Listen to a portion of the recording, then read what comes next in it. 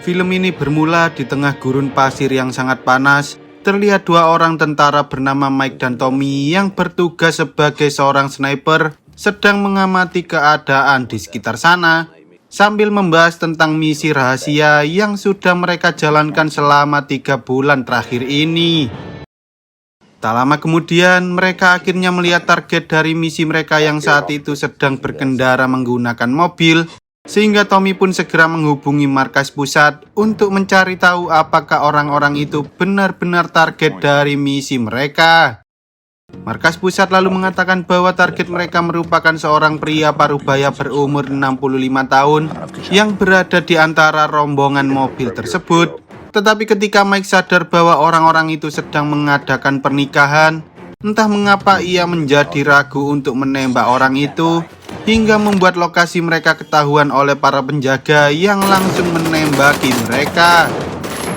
Mike dan Tommy lalu mencoba kabur dari sana dengan cara melompat dari atas tebing dan bersembunyi di balik bebatuan.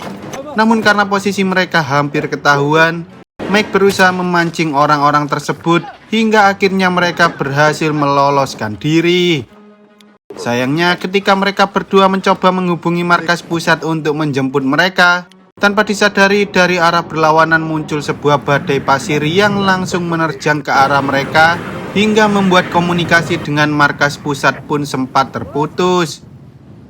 Meski begitu, Tommy mendengar bahwa markas pusat telah mengirimkan tim bantuan di sebuah desa yang letaknya kurang lebih 6 km dari tempat mereka berada saat ini, sehingga mau tak mau mereka terpaksa harus berjalan kaki melewati dataran padang pasir untuk bisa sampai di desa tersebut.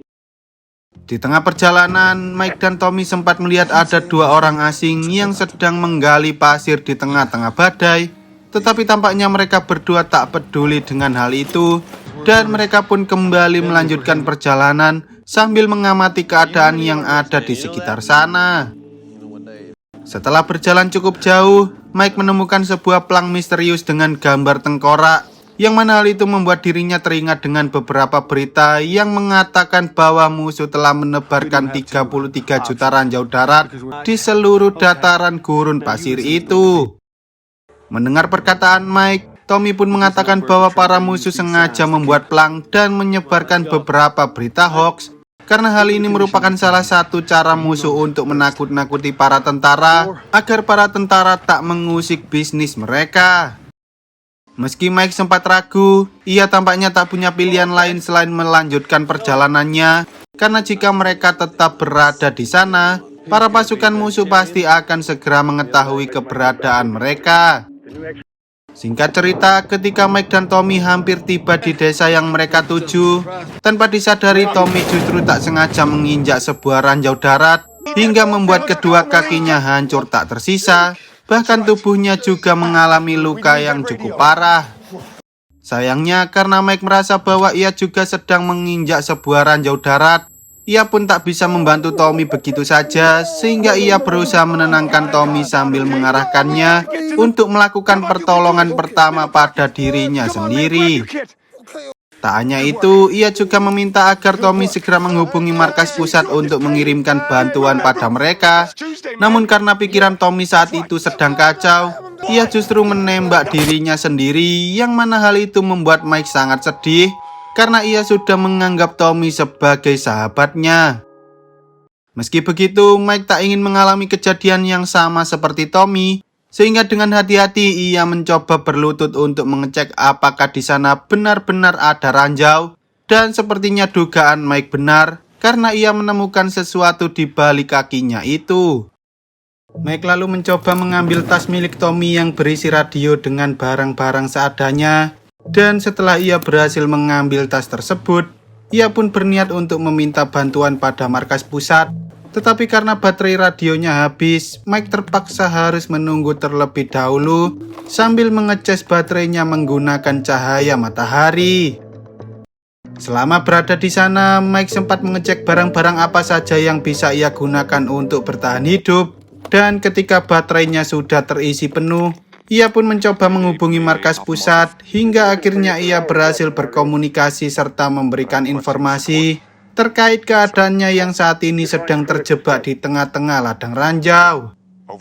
Sayangnya, karena alat GPS Mike rusak, ia tak bisa memberikan lokasi keberadaannya dengan akurat, dan karena pasukan musuh sedang bergerak di sekitar sana, markas pusat pun mengatakan bahwa mereka bisa mengirimkan bantuan kurang lebih 52 jam dari sekarang, yang mana hal itu menandakan bahwa Mike harus menunggu selama 2 hari terlebih dahulu hingga bantuan dari markas pusat tiba. Mendengar hal itu, Mike tak punya pilihan lain selain harus bertahan hidup di tengah padang pasir yang sangat panas tersebut. Tetapi tampaknya keberuntungan tidak berpihak pada Mike, karena tak lama kemudian muncul sebuah badai pasir yang mengarah ke sana, sehingga Mike harus bertahan dari badai pasir sambil menahan tubuhnya dengan sekuat tenaga, agar ia tak memicu ledakan dari ranjau yang ada di bawah kakinya. Singkat cerita, setelah badai pasir itu lewat, Mike menyadari bahwa hempasan dari badai pasir membuat tubuh Tommy terseret ke arah dirinya. Dan tak hanya itu, ternyata tas berisi radio milik Tommy juga sempat terseret cukup jauh, sehingga Mike pun hanya bisa pasrah sambil menunggu bantuan dari markas pusat tiba. Panasnya terik matahari membuat pikiran Mike semakin kacau, bahkan ia sempat berpikir untuk mengakhiri hidupnya sendiri. Namun ketika ia melihat ada seseorang, sebut saja Ahmad, yang berjalan di dekat sana, ia pun berusaha mengusir Ahmad sambil memperingatkan bahwa di sekitar sana terdapat banyak ranjau darat yang dapat meledak seketika. Bukannya pergi, entah mengapa Ahmad justru mendekati Mike sambil berjalan secara zigzag, yang mana hal itu membuat Mike sempat berpikir bahwa Ahmad merupakan orang yang menanam seluruh ranjau darat di sekitar sana, sehingga ia tahu bagaimana caranya berjalan tanpa menginjak ranjau sama sekali. Saat Ahmad sudah ada di dekat Mike, Mike pun meminta pada Ahmad untuk mengambilkan air minum serta radio yang ada di dalam tas miliknya. Tetapi Ahmad yang mengetahui bahasa Mike justru menyuruh Mike untuk segera pulang, dan ia pun pergi dari sana sambil membawa botol minuman yang sebelumnya diberikan oleh Mike.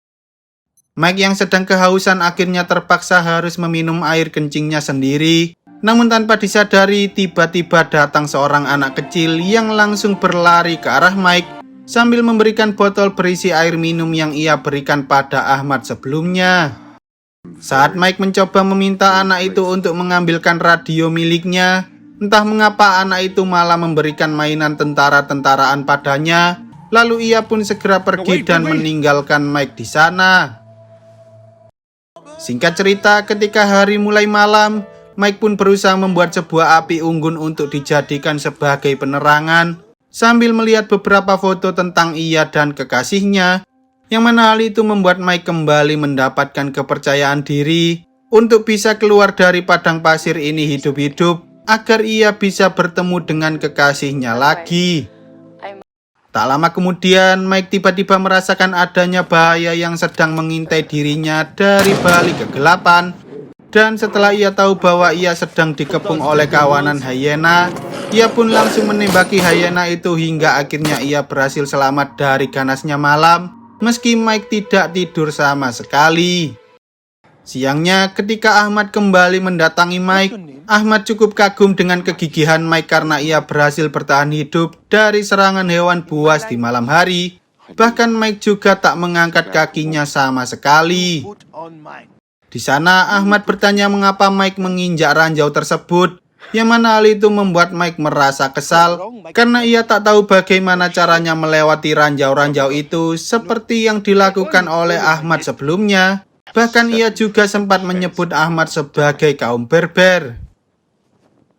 Mendengar hal itu, Ahmad pun menjelaskan bahwa arti dari kata berber sebenarnya adalah orang bebas, dan ia juga mengatakan bahwa ia tak tahu di mana ranjau-ranjau itu berada, karena selama ini ia hanya mengikuti takdirnya untuk bisa melewati padang pasir itu dengan selamat.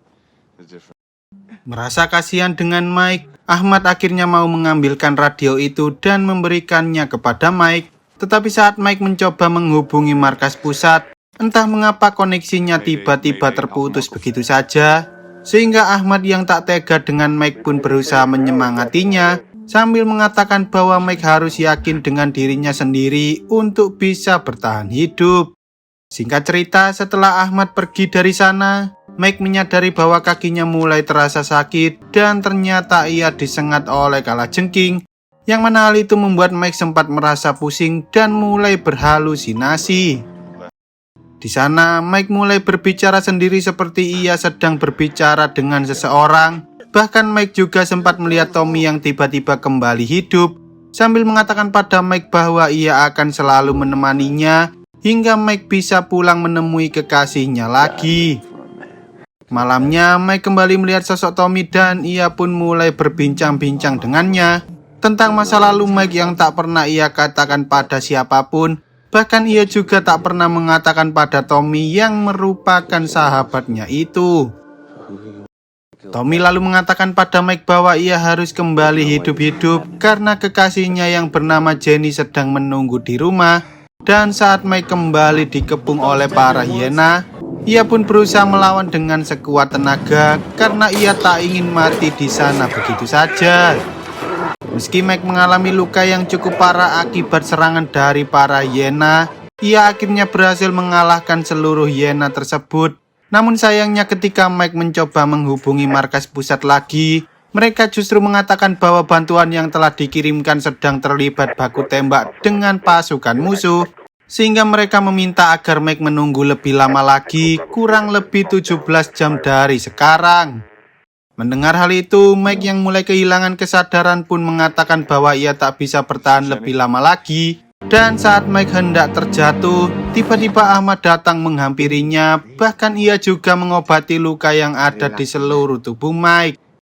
Di sana, Ahmad menceritakan pada Mike bahwa dulu ia juga pernah mengalami hal yang sama seperti Mike, yaitu terkena ranjau darat, hingga membuat salah satu kakinya hancur dan ia pun mengganti kaki itu dengan kaki palsu yang terbuat dari kayu. Ahmad kemudian meminumkan sebuah obat yang dapat membuat Mike menjadi lebih baik. Tetapi tak hanya itu, ia juga mengatakan bahwa efek samping dari obat itu bisa membuatnya melihat berbagai macam hal, sehingga ia memperingatkan agar Mike memberanikan dirinya untuk melawan segala sesuatu yang akan ia lihat nanti. Sebelum pergi, Ahmad mengatakan bahwa orang yang memberikan botol minuman pada Mike sebelumnya bukanlah seorang anak kecil, melainkan dirinya sendiri. Dan anak kecil yang Mike lihat merupakan anak dari Ahmad yang sudah meninggal dunia, karena dulu Ahmad sedang bersama putrinya saat ia terkena ledakan ranjau. Beberapa menit setelah Mike meminum obat tersebut, ia pun mulai melihat kejadian yang sangat aneh, di mana di sana tiba-tiba muncul sebuah pintu misterius. Dan saat Mike mencoba membukanya, entah mengapa ia justru kembali mengingat masa lalu tentang ayahnya yang suka berbuat kasar terhadap dirinya dan juga ibunya. Kekerasan yang sering dialami oleh Mike membuat ia tumbuh menjadi seorang pria yang suka berbuat kasar. Bahkan ia pernah melawan sekumpulan para tentara, gara-gara para tentara itu mencoba menggoda pelayan bar yang kini menjadi kekasihnya itu. Namun semenjak Mike kehilangan ibunya, ia akhirnya memutuskan bahwa ia tak ingin menjadi seperti ayahnya. Dan sejak saat itu ia pun mulai membangun hubungan dengan Jenny, sebelum akhirnya ia dikirim untuk menjalankan misi di padang pasir tersebut.